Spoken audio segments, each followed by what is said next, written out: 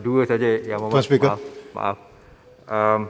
Saya persilakan Yang Berhormat Puan Kasturi Rani Pato untuk soalan beliau.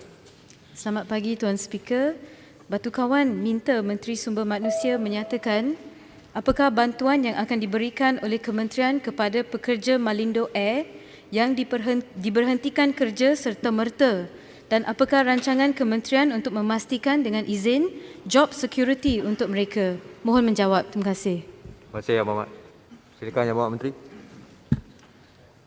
Terima kasih Tuan Yang di-Pertua. Kementerian Sumber Manusia cukup memahami dan prihatin dengan permasalahan yang dihadapi oleh pekerja-pekerja industri penerbangan di negara kita. Masalah pemberhentian dan pengecilan operasi oleh syarikat penerbangan merupakan satu fenomena global, bukan sahaja di Malaysia. Syarikat penerbangan MAS, Malindo dan AirAsia juga tidak terkecuali dalam mengambil pendekatan memberhentikan pekerja mereka dalam mengurangkan impak pandemik COVID-19. Tuan Yang di-Pertua, bagi pekerja-pekerja yang telah ditamatkan perkhidmatan berikutan pandemik COVID-19 dan merasakan penamatan perkhidmatan tersebut adalah tidak adil dan tanpa alasan yang munasabah, maka pekerja tersebut mempunyai hak untuk memfailkan representasi pemulihan kerja di bawah Seksyen 20 Akta Perhubungan Perusahaan 1967 yang membolehkan pekerja tersebut dipulihkan ke pekerjaan asal. Untuk makluman, setakat 2 November 2020, Jabatan Perhubungan Perusahaan telah menerima sebanyak 31 kes representasi pemulihan kerja di bawah Seksyen 20 Akta 177 yang melibatkan bekas pekerja-pekerja Malindo Air. Daripada jumlah tersebut, sebanyak 24 kes telah berjaya diselesaikan melalui rundingan damai, manakala bakinya sebanyak 7 kes masih lagi dalam tindakan JPP bagi proses rundingan damai. JPP menjangkakan dalam masa terdekat lebih banyak kes akan diterima daripada bekas pekerja-pekerja Malindo memandangkan had tempoh masa 60 hari yang ditetapkan di bawah Akta 177 masih belum tamat dan Perintah Kawal Pergerakan bersyarat yang dikenakan di beberapa negeri masih lagi berkuat kuasa. Tuan Yang di-Pertua, pada masa yang sama ini adalah mengikut akta-akta yang sedia ada. Tetapi sebagai kerajaan yang prihatin, pada masa yang sama berdasarkan laporan yang disiarkan di akhbar satu lagi jabatan di bawah KSM, iaitu Jabatan Tenaga Kerja telah mengambil inisiatif untuk mengadakan satu perbincangan dengan pihak pengurusan Malindo Air bersama dengan Jabatan Perhubungan Perusahaan dan Pertubuhan Keselamatan Sosial Perkeso pada hari ini, iaitu 3 November 2020. Mesyuarat ini akan membincangkan isu berkaitan pematuhan perundangan, pemburuan serta langkah-langkah menjaga kebajikan pekerja yang terlibat. Tuan Yang di-Pertua, kepada pekerja-pekerja Malindo Air yang diberhentikan dengan serta-merta, mereka boleh mendapatkan bantuan allowance mencari pekerjaan EMP sehingga 6 bulan. Walaupun hari ini mereka sudah diberhentikan kerja, mereka masih dapat pendapatan sehingga 6 bulan daripada 80 hingga 30% mengikut gaji seling sebanyak 4,000. Bayaran allowance akan dibuat antara 80% hingga 30% daripada gaji akhir di bawah had gaji 4,000. Bantuan tersebut adalah seperti allowance bekerja semula awal, allowance pendapatan berkurangan, allowance latihan dan fee latihan dan faedah bantuan pencarian pekerjaan.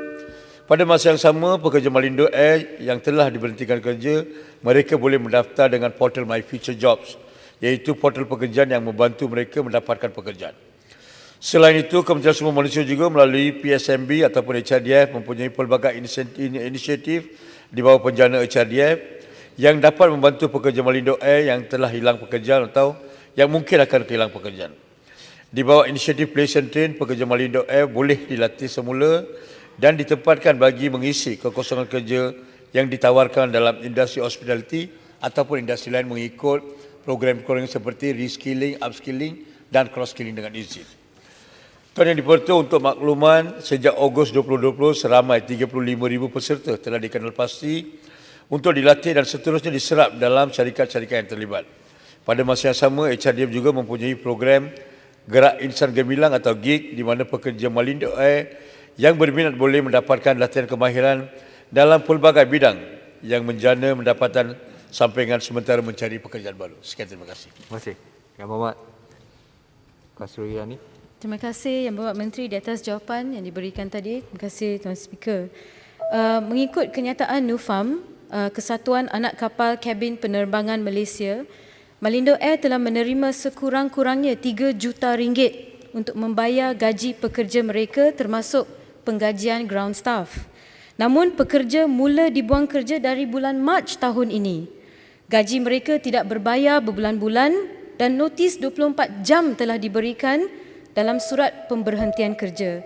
Saya dengar jawapan yang Berhormat berikan tadi, nampak macam banyak inisiatif yang disediakan oleh kerajaan untuk membantu mereka.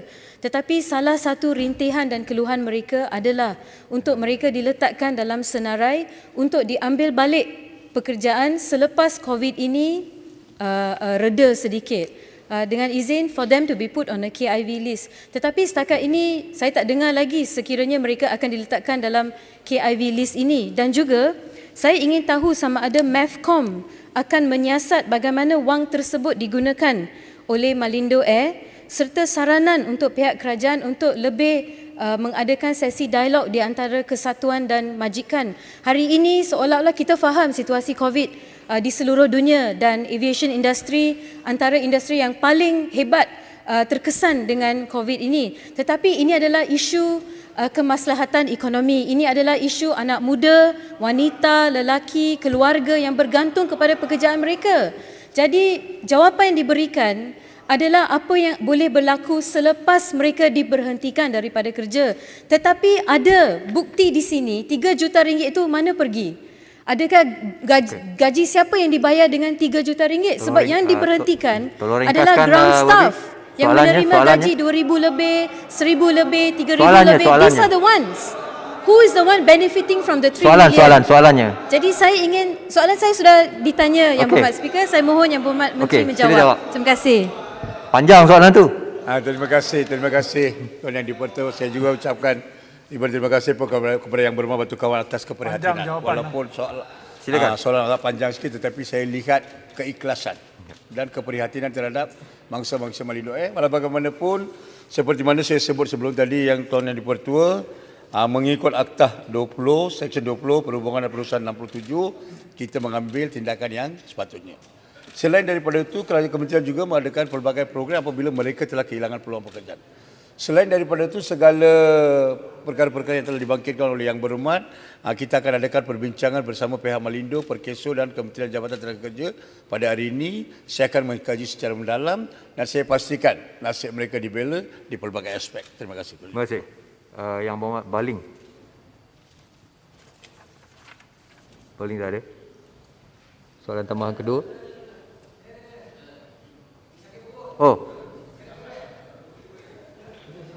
Sini. Yang Berhormat. Soalan tambahan kedua. Minta maaf. Terima kasih kepada Yang Berhormat Menteri berkaitan dengan menjalankan khusus berkaitan dengan HRDF yang soalan saya. Soalan lain paling, soalan lain. Soalan Malindo ni. Oh bukan. Minta maaf. Bukan? Soalan saya nombor 2. Soalan nombor 2. Soalan yang nombor 2. Soalan bocor ni. Ini Menteri sudah siap soalan bocor. Soalan bocor ni. You have prepared all the answers. Ini macam mana koordinat ni? Saya tanya soalan. Speaker, Silakan. izinkan saya bertanya. Pak Barat. Silakan Ibu Barat. Terima kasih Yang Berhormat Speaker. Ringkas. Yang Berhormat Menteri, kita semua tahu bahawa kebelakangan ini pekerja-pekerja penerbangan yang menghadapi masalah yang teruk di mana ramai di antara mereka akan hilang kerja.